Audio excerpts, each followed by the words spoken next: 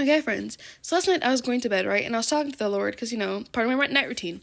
And I asked the Lord, like, why is it that so many Christians, even pastors I've heard, not believe that you are the same God in the Bible as you are today, or the things you did in the Bible could never happen today? Even though this is the same God in the Bible who tells us he does not change, right? And I was like, why?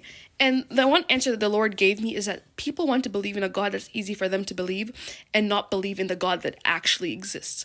This is the thing about God. God is supernatural. If God decided tomorrow that the sky would be green and grass could be yellow, he would do it without a second thought. And nothing could go wrong. And guess what? If God said he was going to do it, I would believe it.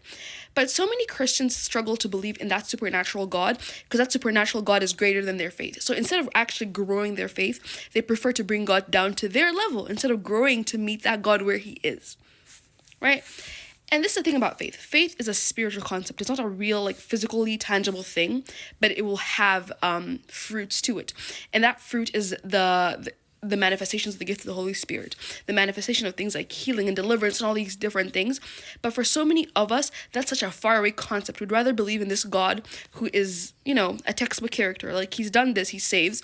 But healing, that's too much. Deliverance, that's a little too much. A God that can tell you about the future, even though he says he wants to tell you about the future, that's a little too much. So therefore, I would rather not believe in him than risk believing and being disappointed, even though this is the Lord that says that my expectations shall not be cut short. I've seen pastors. This is not just